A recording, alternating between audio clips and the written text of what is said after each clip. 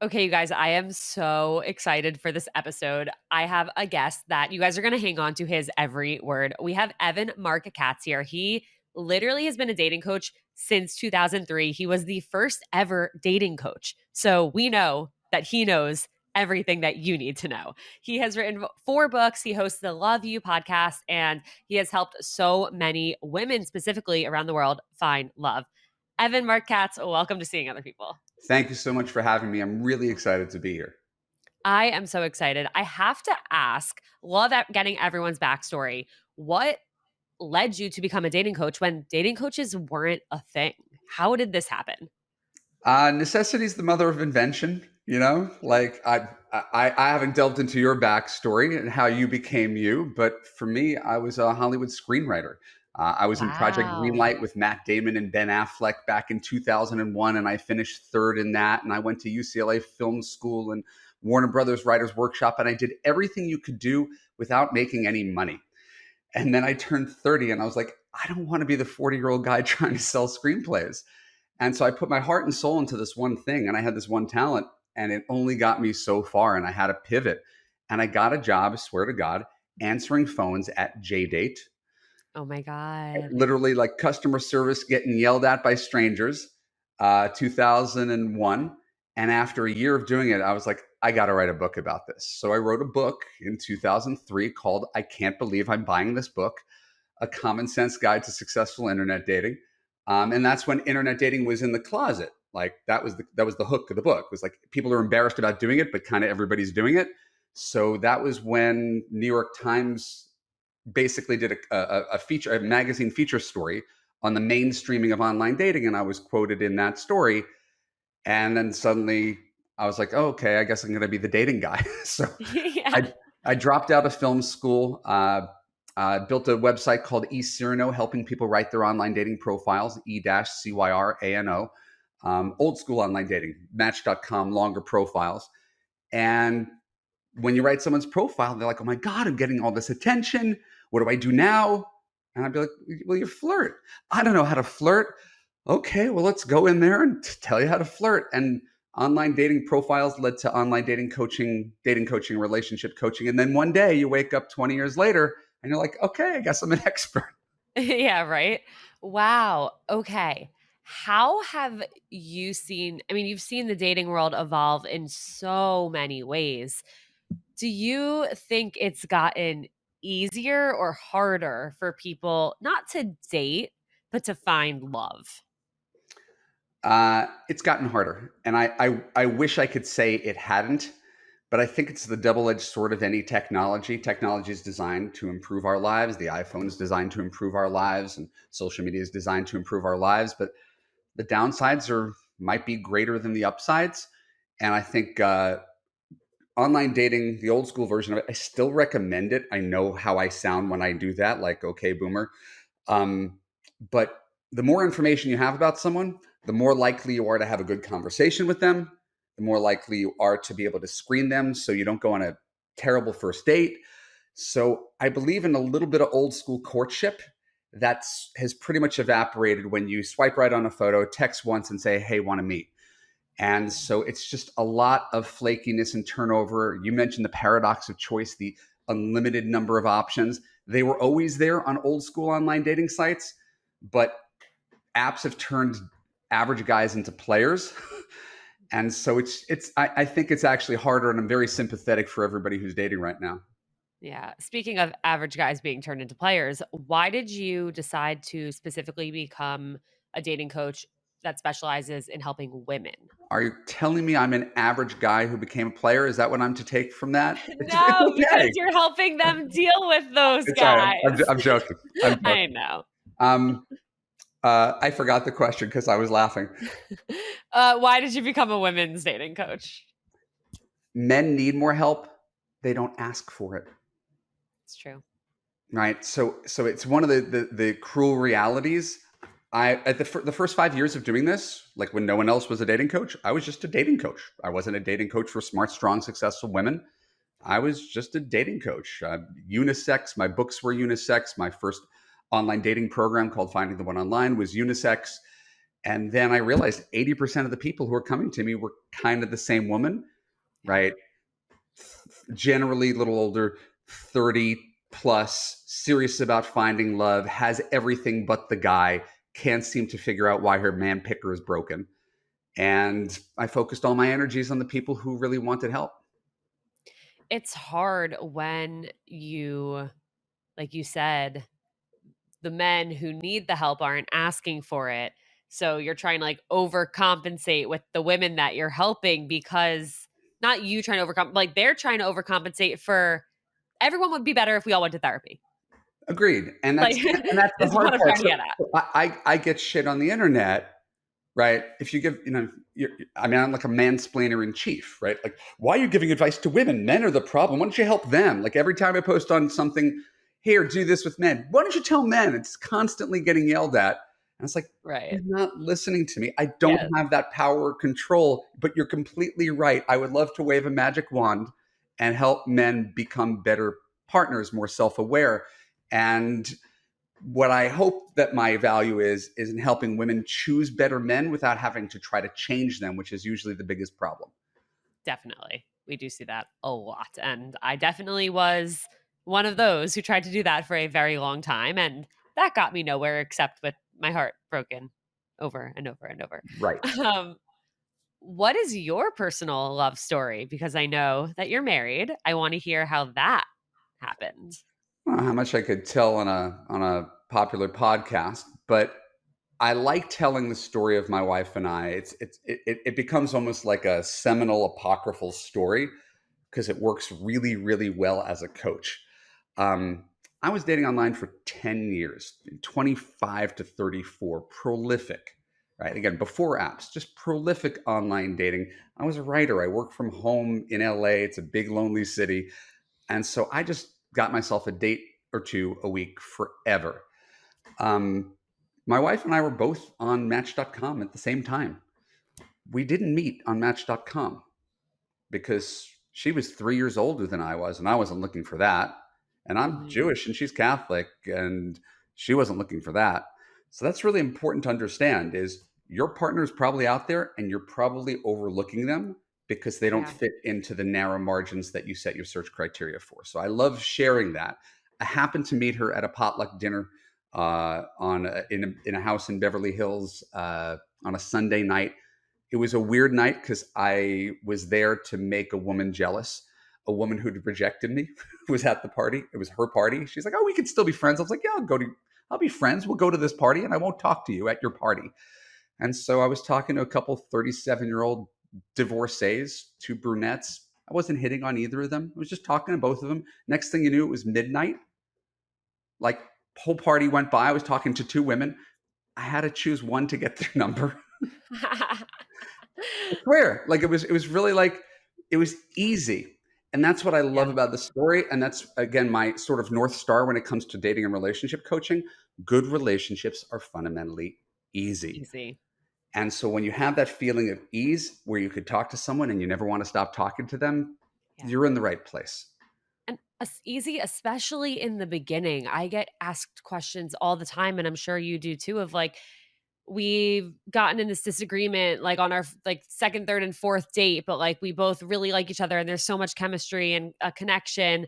Like, or can we work through this? And I'm like, can you possibly, but it shouldn't be that hard that No, early. a smooth on ramp, and it continues to be smooth. We've got plenty Yeah. of big data on this. The best predictors of people breaking up after marriage, best predictors of divorce, people who get married in less than a year, people who make up and break up, and people who wait too long to get married. If there's a couple Right. together for 10 years and then finally the guy's like, okay, well, guess what? He never really wanted to be married. Right. So we really look for a smooth on ramp, a 2 to 3 year process, especially if you're, actually anytime other than your late 30s when there's a sense of urgency. You really want to go through a few seasons and a few holidays and conflict resolution. There's no reason to rush things just because you've been together for a year and it feels right. Yeah. Absolutely. There's so much that I want to talk to you It's about. all right. I'm like, This could be part one. This honestly will be. I'm saying that right now, and I never say that on record because it's come to like bite me in the ass. We're like, oh, like this is so good. We'll have to do another totally, and then like I over won't. and over and over, like getting bombarded with emails. When's part two? I won't So chase you down. this is I'm going to play officially it cool. part one of part two, All right. and I will. Yes. Okay. Okay. Let's start with this question. What are the biggest mistakes that you see women making in dating? You're going to find them in almost every phase of dating, right? Like really, I break up. If you go to my website, then you go to evanmarckatz.com/break, evanmarckatz.com/dating, evanmarckatz.com/relationships. There's three phases. You're either taking a break, you're actively dating, or you're in a relationship. And there's mistakes made at every single phase of those things. So it's almost impossible to know where to begin, but we could start with what you just outlined. There's dating where you over rely on chemistry, right? And discount almost everything else that matters in long term relationships. And I outlined it. Again, I could give it to you right now. It's not terribly complicated. Character, kindness, consistency, communication, commitment, connection. So you can both like skiing. You could both be lapsed Catholics. You could both live 2 blocks from each other and go to the same gym. And it doesn't make a difference if he's verbally abusive, if he says, I never wanted to get married and have kids, if he isn't trustworthy. Like all the good stuff doesn't matter. One thing can sink the ship. And so people anchor on just the good stuff. But you don't understand when we're together, it's so good. I mean, I haven't heard from him in a week, but like last time we saw each other was such a connection. He said he misses me so much and he can't live without me. And it doesn't matter. Again, I'm just quoting myself now, but like, it doesn't matter what happens on the date. Yeah. It's what happens after the date. How does he follow up? How quickly does he say, I want to see you again? How quickly does he on ramp to becoming your boyfriend? Does he talk about a future? Does he leave his weekends open? Does he integrate you with his friends and family? There's all sorts of things where people ignore it because of chemistry, because of loneliness, because this is the best guy I've ever met on paper. And really all that matters is how do I feel with him? Yeah, we hold on to such hope and we build our expectations so high because we, even before meeting them, we're like, oh, this is exactly what I'm looking for. And I finally found it. And they want to go out with me. So I'm sure they feel the same. So, like, we have to make this work. And then you go on the date and, like you said, like, you find out this thing, or, oh, like, we went to the same sleepaway camp growing up, or our parents are from the same city. Like, Means there's all these nothing. connections. So this must work. Like, we must be soulmates. And then nothing happens. There was a great study done by Eli Finkel. Do you, I mean, Yeah, you know Eli Finkel? Okay. Did you read The All or Nothing Marriage? I did not. I Okay. will. I'm putting that on You my want, list. you want to bring an expert on. He's really good. He was probably the last guest I had on my podcast like 5 years ago. So he's really, really wonderful. His All or Nothing Marriage book is great if you like that kind of stuff because he's not a dating coach. He's not a psychologist. He's a researcher, right? He's just a data guy. Coming out of Northwestern, he reports this study that the things that attract people to each other have zero to do with whether they have a happy marriage. There's like zero correlation about what brings people together and what keeps people together. Well, that makes sense if you think about it, because you could meet somebody who's been married for 5 years or married for 20 years or just got engaged or just started dating, and they could all have like the same level of a healthy, happy relationship. One met on a dating app, one was an arranged marriage, one was a setup through friends, whatever. Like, people feel like some people still feel like there's a stigma around meeting people on dating apps where like they'll want to tell people, oh, like, we met through mutual friends. It doesn't matter how you met. It's not even how. It's not. It's beyond that. It's what brought you together. Yeah. It's we met at an EDM concert, right? It's that we have the same group of mutual friends. It's that we have the same passions. I have a master's degree. He has a master's degree. We both are solopreneurs who work from home. None of this will sustain you for 40 years. There's no such thing as a grandma and a grandpa saying, oh, we're still together because we both like skiing and we both have master's degrees. Right. Ever. Yeah. And so really it all comes down to how he treats you, how you feel within the relationship. And the irony is that women tend to be more sensitive and intuitive, and they ignore their feelings, just ignore their feelings for decades. I mean, I got a lot of clients who are, because I'm a little older, I got clients who are older, women who are in 20, 30-year marriages. They knew 4 months into the relationship that it was not right. And they stayed. Some sort of fear and inertia.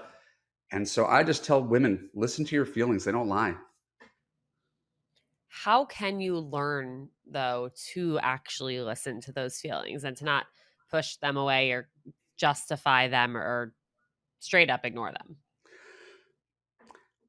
I think it's having, this is a start. Like what we're doing here is a start. Just maybe someone heard that and said, never really thought about that before. I always justify why I stay in bad relationships because my dad abandoned me and I'm always trying to hold on to guys and make them love me. And there's all these old patterns that we're either conscious of or we don't think too much about. So the more we can create this kind of conversation, then at least we have a level of awareness. There's an aha moment. Then certainly from where I come from, the value is in coaching, right?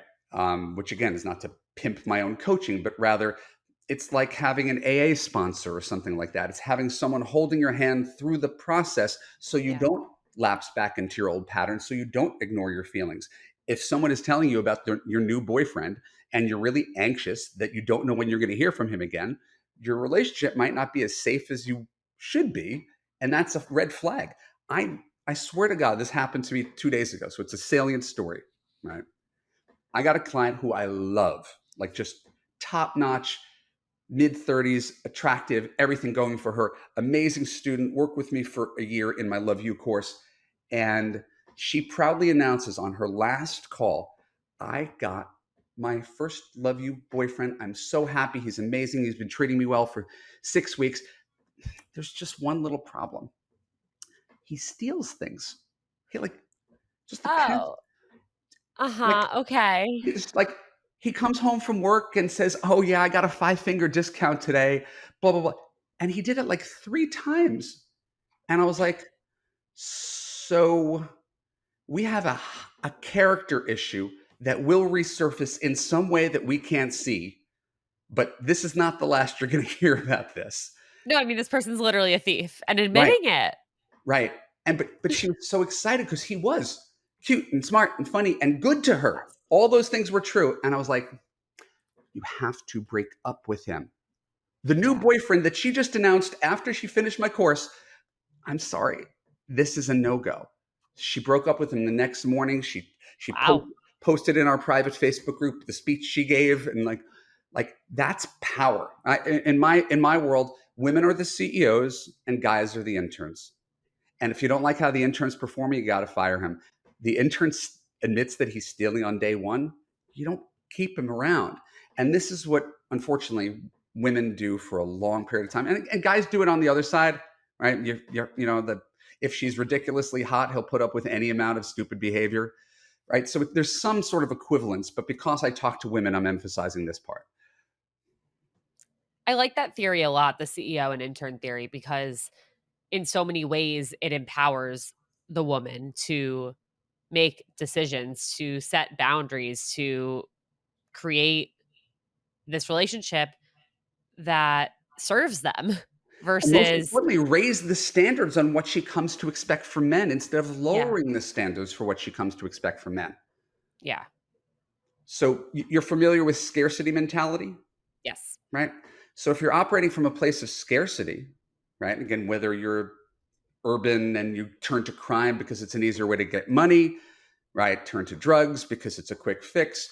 Or if you're a woman who doesn't have any confidence in the realm of dating and relationships and men, you take scraps. It is like being an unpaid intern. Okay, he texted me on Friday night to come over. I'll go over and I won't make any demands. I'm going to be the cool girl who just sleeps with him once a week and hope he falls in love with me. You're the unpaid intern. He's the CEO. We have yeah. to reverse Also, that. you're not that chill, so don't pretend to be. You have to reverse that energy. He should be begging, when could I see you again? When are you free? Right? So if you sit behind the desk and you allow men to come to you, you're going to do much better evaluating interns on their behavior and their effort rather than oh my God, I hope he picks me. He's so cute. Yeah. What mistakes you mentioned the 3 different stages and the stage of, like, being on a break, like, taking a break from dating. What are the mistakes that people are making there? Because I think that's a really interesting conversation to have because so many people, like, will feel burnt out and then will take a break, and I see some of my friends and listeners go through this all the time where they're like, "Okay, I'm actually gonna, like, take some time off of dating," and then, like, 5 days later, they're like, "Okay, like, I took a week off, sort of. I'm gonna set up a date for next week. I had my break." Okay. Um, Ironically, I more side with that. Right? Okay. I mean, there's risk. Whoever dates her right after her break, probably not going to work out. It's still too raw. At the same time, people go too far in the other direction. Their Right. break ends up taking 3 years. I'm Yeah. going to work on myself. I'm going to work on healing. I'm going to go to therapy. And the next thing you know, she's 37 and she's calling me because she forgot to have kids. And so there's a healing time and there's something to learn. If you go to evanmarckatz.com live stream and you put in your email address, I'm doing something called Believe in Love Bootcamp. And it's literally for people who are in this phase where you're burnt out on online dating. You don't believe there's good guys out there. You think everybody in your city sucks. You're wondering what's wrong with you. You're doubting that it's ever going to happen. And it's like there's a lot here, right? So I'll tell you some of it right now as best I can. The biggest mistake that people make when they're taking a break is thinking that love is going to happen when they least expect it. Right? It Yep. doesn't. No more than a job happens when you least expect it. I'm going to sit on the couch, I'm going to smoke pot and play video games, and the job fairy is going to come through the ceiling. If you want to get something, you got to go out and get it. And Love You, we recommend you do a half hour of online dating a day. You're not on a wild, desperate husband hunt. You're integrating this into your life the way you integrate eating and sleeping and showering and working out. Yeah. It's called dating, like, you have to actively do something, it's a verb. Yeah. Dating. Yes. You have to go places, you have to talk to people, you have to go on apps or dating sites, you have to think about things, you have to reflect, like, it is an active thing that you have to do. What was your dating practice before you found your guy? Fucking disaster, but, But I'm did you have like a yeah, I was on the apps a lot. I definitely I learned so much from all the mistakes I made, and I'm a cautionary tale, but I definitely would, spend hours on end swiping and feeling so burnt out, and it would make me feel like crap about myself because I'm like, "Whoa, there's so many people out there and, like, not one of them wants to be with me." And then as soon as somebody else would get into a relationship, it's like, "Cool, like, everyone else deserves love, but I don't." And I'm out here doing the thing and still not finding what I'm looking for, but I was I never had a problem getting dates. Sure. It was more the people that I really wanted to pursue were not looking for anything serious, and they would tell me that, and I would completely ignore it or take it as a challenge. Right. And just the verbiage itself, the men I wanted to pursue. As much as I'm feminist egalitarian, you shouldn't have to pursue anybody. You shouldn't have to because the guy who likes you acts like it. Well, and that's the thing. All the guys that I was trying to pursue, they didn't like me. They didn't wanna be with me. Right. And when I finally met Jake, my fiancé, it was so easy, and I didn't even feel like I had to sit back and always wait for him to text me or make the next plan because I just felt so comfortable and confident where, like, yeah, he made the first few plans, but I didn't have to, like, wait to respond to his text or, like, play hard to get because it was so clear, like, this is a two-way street here. Yeah, you don't need to play games in a healthy relationship. Yeah. He's upfront about his feelings, he's upfront about his excitement. And a man who wants to be your boyfriend is usually going to ramp up between 2 and 6 weeks. Two is a little bit fast. People dive into relationships. I generally recommend you vet the intern a little bit longer before you hop into bed and call him a boyfriend. But certainly, if he hasn't tried to claim you as his girlfriend in 6 weeks, eight tops, he doesn't want it. Yeah. How can people, fix their picker to find people who do want a relationship and perhaps want a relationship with them? I love that question, and I love the fact that you're asking me questions that I don't even think I gave put on my sheet. You're just free flowing, so I'm really enjoying this interview. Um, let's talk about two different things. Number one, let's talk about assessing deal breakers at the very, very beginning of the Mm-hmm. relationship. And this is to be said without judgment, because just because a guy is a deal breaker doesn't mean he's a bad guy, or under other circumstances it couldn't work. These are situations that are high risk, right? And what's the point of taking a high risk situation that can blow up in your face 1 or 2 years later? So I had one viral TikTok video. I got banned from TikTok for some stupid reason. I didn't do anything. I put like a link in there and they said, sorry, you're dead to us. So There are so many people that deserve to be banned from TikTok, and you are not one of them. I really did. I sometimes say stupid things, but this was not one of them. This was like some technicality That and is they banned me. mind But I had blowing. like one link that got seen like by 1.5 million people. And it was just a list of men that you shouldn't see. And I don't remember it exactly, but it was something like um, separated guys, recently divorced guys, long distance guys, guys who don't know if they want marriage or they want children, guys who are unemployed, guys who are suffering from addiction, right? There's just like a handful of guys who, like, right off the bat, hard no. And what have we done? And all the women's comments are like, that's all the guys.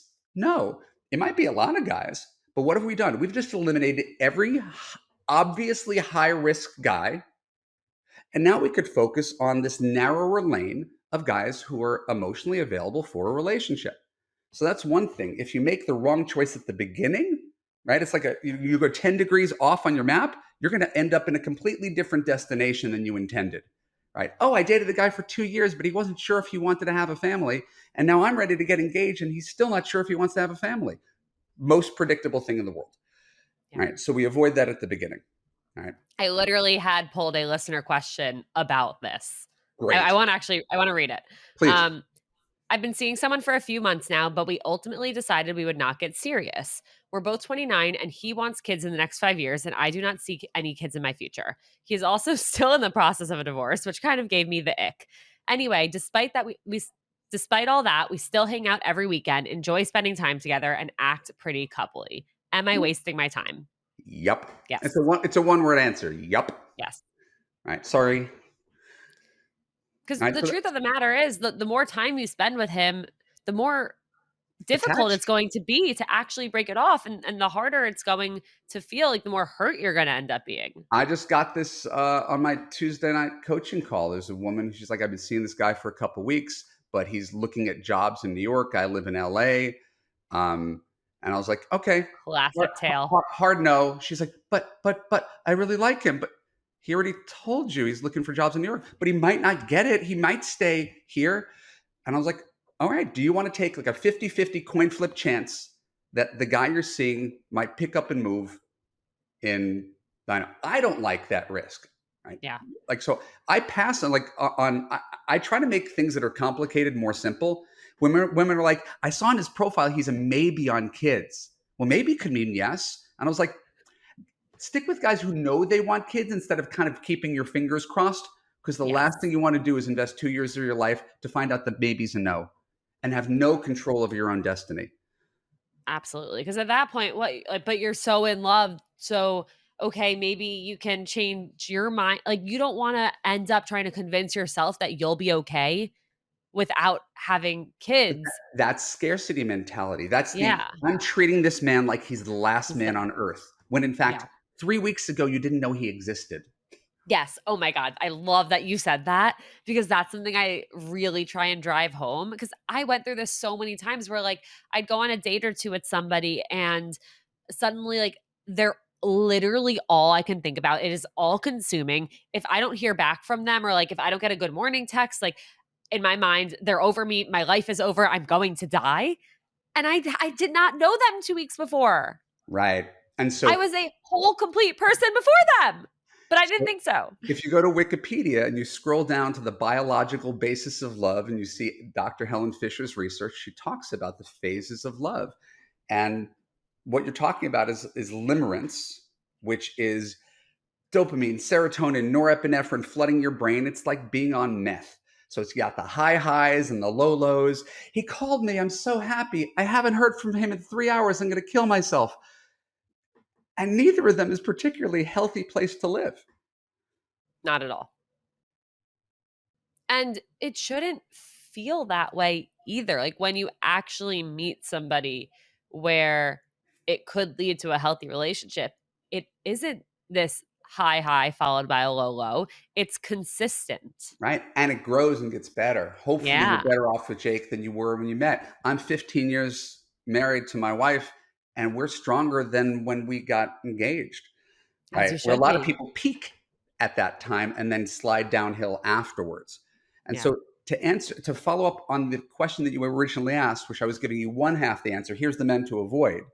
Then the other big dating relationship mistake people tend to make is figure out how to phrase this. We talked about overvaluing chemistry, but it also means undervaluing compatibility. And compatibility is ease, how well you get along. And so if you ask any of your listeners, I'm guessing they've divided the world into two kinds of men. And again, I know I'm being presumptuous, mansplaining, just roll with it. Right? Rolling. There's two kinds of men. There's hot, toxic, emotionally unavailable douchebags who never want to commit and break your heart. And there's guys, I'm so bored, I could slit my throat in the first 10 minutes of the date. That's what's out there. There's nothing else. It's just those two sets of men. Yep. Right. Yep. So I've gotten clearer on this theory over the years. So I'm going to allow that. Okay, that's your belief. I'm not going to talk you out of that belief. But you know intellectually that that's not true. Like it can't be true. It's impossible for that to be true. Right? There's too many happily married couples. So what does that allow for? There's this lane in between. Right? Here's the nice guys with balls. They're the ones you're attracted to. They're the ones you respect. They're the ones who know how to treat a woman. It might even be 10% of men. Okay, so we throw out 90% of them. No, you said 90% a lot? Yeah, but go online. You're already throwing out 90% of men. You're just throwing them out because of how they look. I'm throwing them out because of how they treat you. All right. So we're starting from different premises. Find a guy who treats you well. It's a bonus if he makes more money than you. It's a bonus if he's 6 feet tall. But that's not the characteristics we're looking for. We're looking for how you feel, how he treats you. And if 10% of guys are good husband material, if you stick with dating those guys, you don't have to worry about all the other ones. Just delete, delete, delete, block. How do you weed the other ones out though to narrow in on the They, 10%? they weed themselves out so quickly. This is the not so secret of my work and Love You is literally a guy will reveal himself sometime in the first month of dating. There's no way you could get stuck dating a lunatic, right? If you pay attention to your feelings, right? Yeah, they're You're straight not up telling you they had the 5-finger discount 6 right, weeks in. but like guy, I mean, there's always some crazy, genuine psychopath who leads a double life who just like that's a rarer situation. But Yeah. most guys, just listen to them. They will tell you who they are. They will reveal themselves in a short period of time. And so in my world, we either don't date them at all. They don't become our boyfriends. We don't sleep with them. They weed themselves out before they reach that status. Or the second he's like very common thing, guy gets you as the girlfriend, he makes the full court press, he treats you like a queen. The second he gets you, he acts like an ass, right? That happens all the time. I get the girl, now I've got her, I'm going to treat her like shit. Okay. I had this happen with a client of mine who's 71 years old, Mhm. right? Nothing but bad relationships, focused on her career, right? Petrified of dating and online dating, right? Took my system, wrote her profile, paid for her photos. We got her a boyfriend who treated her amazing. She never thought she was going to get married. They're talking about marriage in the first few weeks. And then week 7, guy starts acting like a dick. I said, you know what you got to do? She cut him loose. She didn't hold on. She didn't try to change him. She didn't beat herself up. She took a week off, went back to online dating. This had nothing to do with her. The guy had a mask. The mask slipped off.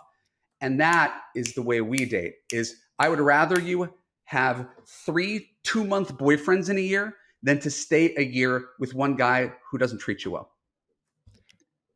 I love that you just said like it wasn't about her. because I think that's so important for people to realize. And I don't know if we talked about this right before we started the episode or in the beginning of the episode, but so many times we think someone's disinterest is because there's something wrong with us. We're not good enough. We're not smart enough. We're not pretty enough. We're not whatever enough. Most of the time, it has nothing, it's not personal. It's just not a fit. Or it's actually about them and not about you. Well, the easiest way to look at it is think of and listen, we're largely talking to women here and women who get hurt and rejected by men. But flip Yeah. it around. Men go online, women swipe right 5% of the time, 95% of them are rejections, right? So think about all the reasons you could reject a guy. Does it mean all these men should give up on dating and women forever? All these men should take your left swipe personally? Or the fact that you went on one date and he talked about himself all night and you're like, I don't want to sit through that again? That's his lesson to learn. Yeah. But it doesn't mean he's an evil person. It doesn't mean someone won't put up with him, right?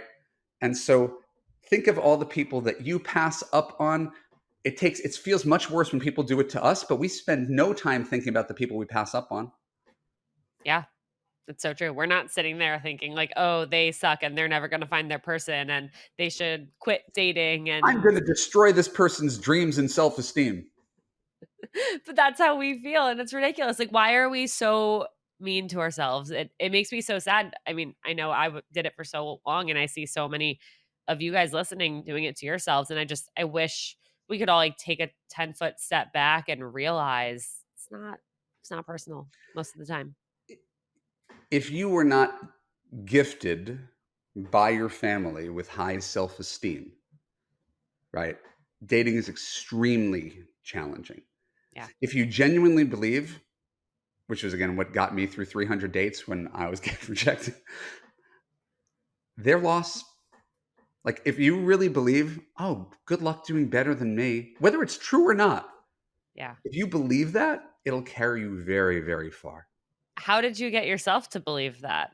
I was granted. I was granted. Well, I'm the most privileged person in the world. I had parents who stayed together for 30 years, and uh, resources and self esteem and all that little Jewish boy thing. You're a prince. You could do anything. You could be anything. The girls just don't appreciate you yet in high school. All that. Eventually, I started to believe it. And so if you believe that, it makes you much more resilient, where you can largely tell yourself, they didn't get to know me well enough. Or if there's things they genuinely don't like, there's nothing you can do about it. You want a guy with smaller ears, go find him. You want a guy who's 6 feet tall, go find. I can't do anything about that. Right. And so as long as you know you don't need everybody to like you, you need one, literally one person Yeah. to make this whole journey worthwhile. This is a true story. I don't want to, again, go off on too much of a tangent. I'll make it super quick. Go off Had on the tangent. I a love client tangents. came to me 2 years ago, listened to my Love You podcast, and just the most delightful human being, just walking sunshine, challenging client. She's blind and obese. How does that work for online dating? How much Does attention? it? It does not. It's really, really challenging. And by the nature of her life, her job as a massage therapist, she doesn't meet many men in real life, massaging other people and walking with her guide dog. And it's real, real challenging. So, what we had to do for her in the time that we were working together was, it's not brainwash, it's not the right word. It's to get her to come from the place of confidence and abundance instead of fear and scarcity, even though she had every right to feel fear and scarcity when you're on Plenty of Fish and it's crickets and you're Yeah. some guy's last resort after he's been rejected by everybody else. So she could pick up when guys were sniffing around to just make dirty talk, or when she was the back burner if some other plans dropped out. I said, no, you're going to be the CEO. You feel like the intern, you're going to be the CEO. She might have only gone on 3 dates the entire year. The last one is her boyfriend. She's been with him now for a year. So Wow. that's really the coolest part, is when you get to remind people, even when it's, everybody goes through that phase. There's too many guys. I don't know what to do. Oh my God, I'm going to die alone. It's crickets, right? Reminding people, you have value, you have worth, you deserve to hold out for a man who treats you well, right? And you'll know he treats you well by his effort. Yeah. Yeah. I love that. And I think just even reminding yourself, like you said, like of your value, of your worth. And I think sometimes we struggle to do that because I don't know, maybe the people in our lives don't express those things to us. And it's hard for us to look within ourselves. But I'm sure if you went to your close friends or your family members and genuinely said, like, I'm really struggling with self esteem, and like, this is a really scary thing to say, but like, can you tell me some redeeming qualities about me? I'm sure they would have the world's longest list because they love you for a reason. I love that. Couple questions. Um, Answers. do you have a community? I mean, I know you have listeners, but do you have a private Facebook group or a Discord chat or a place where your listeners bond together in any way? I did in the beginning, and I did a very bad job of upkeeping it. Got it. It's a very active community on Instagram. Like, we're always doing like story question boxes, and people are updating on the dates that they're going on and stuff like that. But there's no specific, and that's something that's been on my to-do list. Got it. Okay. Yeah, I'm not going to do any business coaching for you, but because I am a I mean, literally, we will talk after. Like, Well, I because need it. I'm a dating coach who has a Yeah. podcast rather than a podcaster who's doing that. Yeah.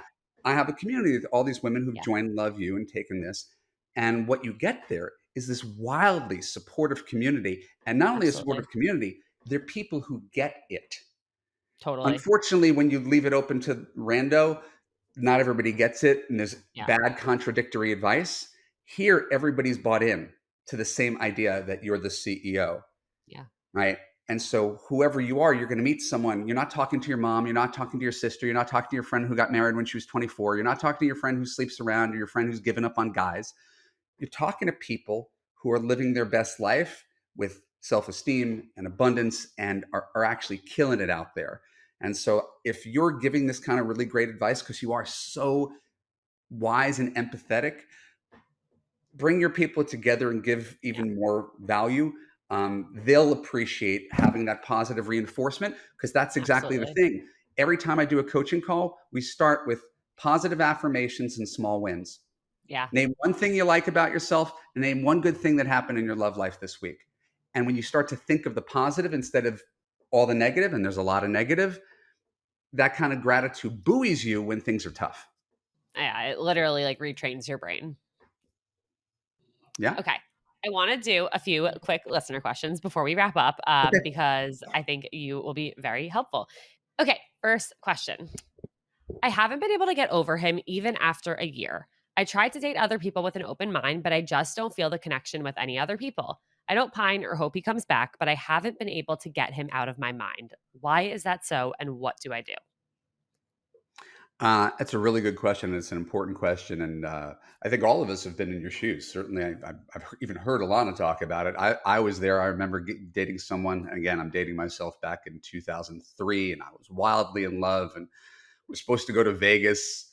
I got tickets to Cirque du Soleil, and she's like, "I think I need a break." So I go to Vegas by myself, and I'm like crying at the. It was really really sad story, and of course the break turned into a breakup. And it took me certainly at least 6 months where I was comparing her to everybody else. Two things. Number one, the comparison you're making is a false comparison. Right? And it's really important to remember. You're mourning the loss of a fantasy of a person, right? Because the person you're going to be with will love you unconditionally and won't let you go. So his big character flaw is that he did not see you as his person. That is his problem. And you need a guy who's all in on you. The next thing is there's high watermarks when it comes to dating. Think of it like a tide going up and leaving a watermark, and then a higher tide comes up and leaves a higher watermark. What you're hoping is that each successive relationship is a step closer to the person that you're going to look for. The girlfriend before my wife, sincerely, was just like my wife. But I was 34, she was 24. I was ready to be a dad and start my new life. She was on her first job. The person I married had very similar personality, 13 years older. And timing has a lot to do with relationships too. Yeah.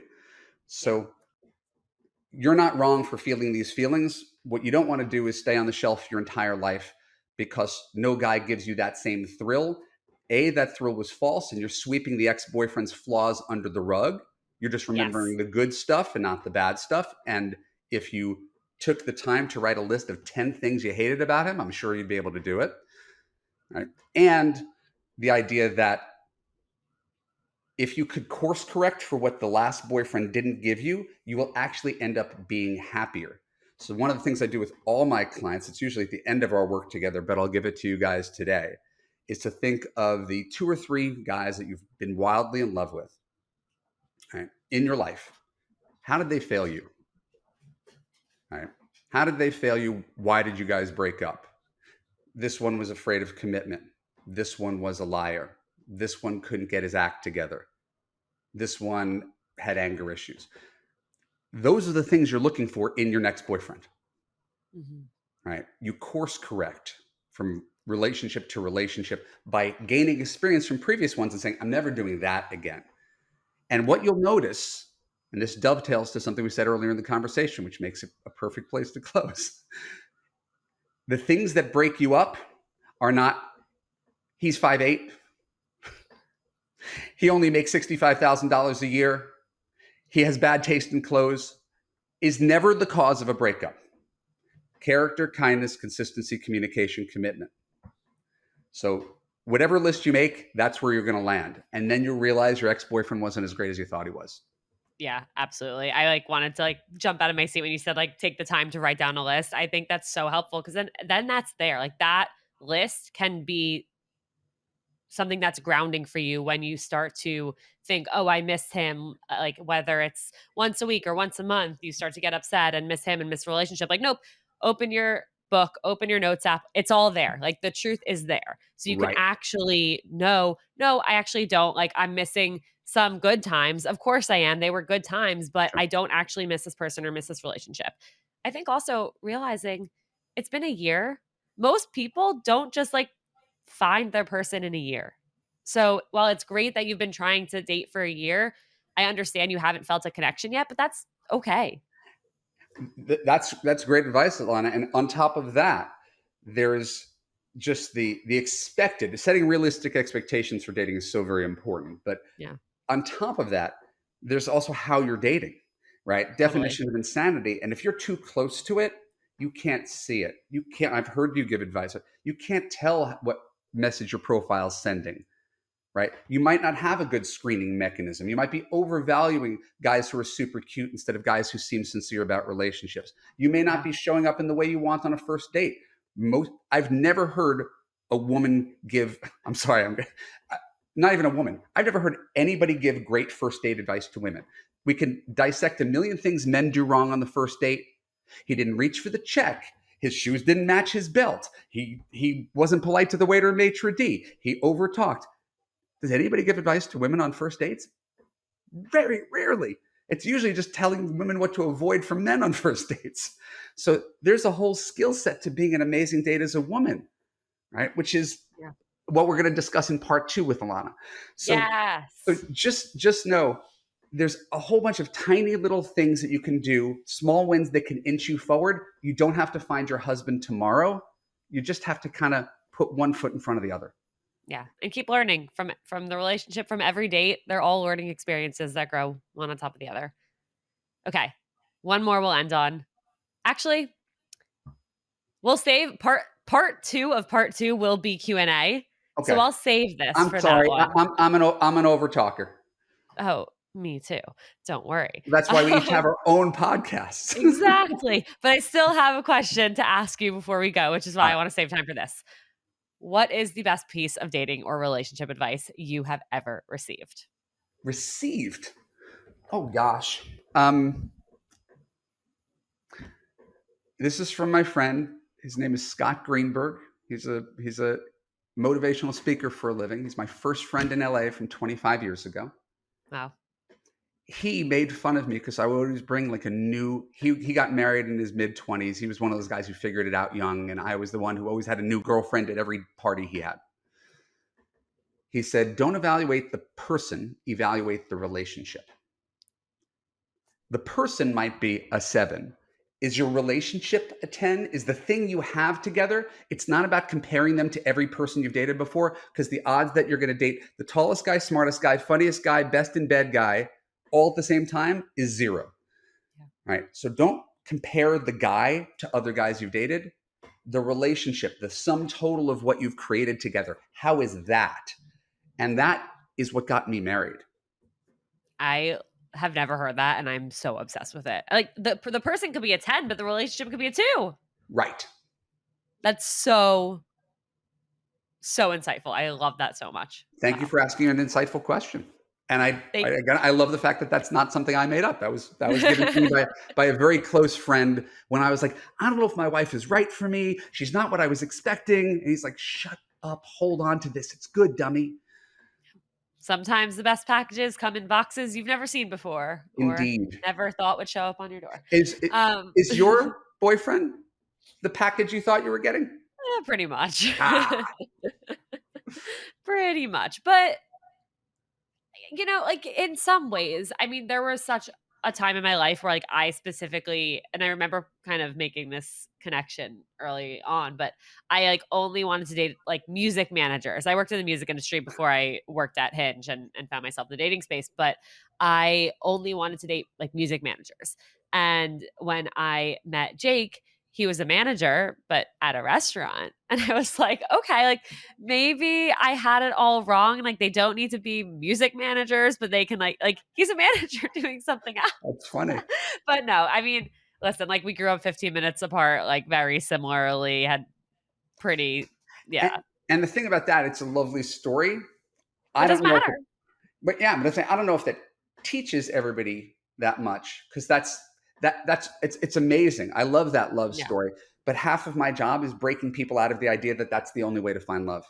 Absolutely. And it's not. I mean, listen, there and I do love similarly to how you said like there are learning things from your story. There are a lot from mine and his, which Sure. I really like. Like we matched on Hinge multiple times before ever actually talking. And the first time I remember there was one day, it was like October, and I messaged I was like bored and I looked back through my old matches because I was bored and I like, couldn't find anyone new. And I was like, oh, I matched with this guy, Jake, like months ago. Maybe like he's cute. I don't know. So I looked him up, found a mutual friend, reached out to her. She sent me this like whole essay about why I should message him. And I never did. Don't know why. Just didn't. He remembers the time where I liked him and he specifically didn't like something on my profile. So he like said no. And then when we finally did match the time where we ended up meeting, he messaged me and I didn't answer him. And he ended up following up a week later, which people are so afraid to follow up because they feel like it's embarrassing or like, what's the point? And you literally have nothing to lose by following up. And I was so glad he did. I responded immediately when he followed up. And then we actually couldn't go on a first date for about 6 weeks. It was during COVID. It was before anyone had vaccines. And I was going between my apartment with my roommates and our families. And so my roommates and I said, like, we're not seeing anyone for the next like 6 weeks. So when he asked me out, I was like, this sounds fake, but like, I actually can't go out with you until like mid February. Sorry, but I'll reach back out when I can. And he thought he was never going to hear from me again. And the first week of February, I texted him like, "Hey, I can do this now if you want." And we got dinner. But even in that first date, I hadn't heard from him that day. He didn't like reach out in the morning to confirm that we were still on for dinner. And all of my friends were like, Alana, it's 4 o'clock. Like you've made other plans by now. Like there's no way this dinner's happening. Like you don't even bother going. You're getting stood up. And I'm like, that seems like really ridiculous and really harsh. Like maybe he's had a busy work day. I'm gonna check in. Like there's no reason I can't confirm. And they're like, that's so embarrassing. Like don't do that. I texted him This is why you get to do this job. Your instincts are good. I texted him and I was like, "Hey, just confirming dinner at 7:30." He's like, "Yeah, I was just about to text you like crazy day at work, whatever." So, all this to say like there are so many things where had I listened to these like dating rules that people put out there and all of this toxic dating advice on social media and even to my own friends, we never would have ended up Right. in this relationship. It's beautiful. So, I love gotta that. And it makes doing this that much more meaningful when you could say something that someone can take implement in their life and make a difference and send them in the right direction. And again, the longer you do this, the more you'll get to see this. I get to post wedding photos on my website and get baby pictures, and it's really, really neat. So I really want to encourage you to keep on seeing where this takes you. You've got a great podcast and a great intuition. Thank you so much. I appreciate it. Where can everybody find you? Oh, I'm Googleable, I think. I'd My say name, so. my name's Evan Marc Katz. My website is evanmarckatz.com, EvanMarckatz. For your listeners, we put up a special link. If you go to evanmarckatz.com/Ilana, we can give you a gift. It is the 7 massive mistakes you're making in dating. The cool thing about it is you're probably making them and you don't even know it. So there's going to be a couple aha moments in there. And I'll send you some free dating and relationship advice until you are ready to find the person that you're looking for. And then my main offering is a course called Love You. And you could apply to Love You by going to evanmarckatz.com/apply. And we tell you how to fix your broken man picker and all the stuff we talked about here. We just kind of hold your hand through a process that actually produces results. The thing I love about podcasts is that it educates people. The hard part is it doesn't always get implemented, right? Yeah, And you so need that accountability. it's community, it's accountability, it's the ability to ask questions, and that's called Love You. So if anybody's curious about that, if anybody enjoyed today, I would love to hear from you. Absolutely. Barkley's about to start barking again. But Totally thank get you that. so much for being here. And I cannot wait for part 2. We're going to get that on the books We right will. now. We will email offline and we'll continue this, and you'll tell me how to be a better podcaster, and I'll tell you how to Oh my God, be you're a dating coach. perfect. To everyone who tuned in, thank you for listening. Send this to the group chat, send it to a friend who needs to hear it, share it on your story, tag both of us if you loved it, and we will talk to you next time. Thanks for listening, daters. I hope today's episode made you feel just a little bit less alone out there, no matter what your status might be. Give your finger a break from swiping and hit that follow and review button instead. And if you have any burning questions or want to share your own dating horror stories, reach out to seeingotherpeoplepodcast@gmail.com. And in the meantime, keep on seeing other people.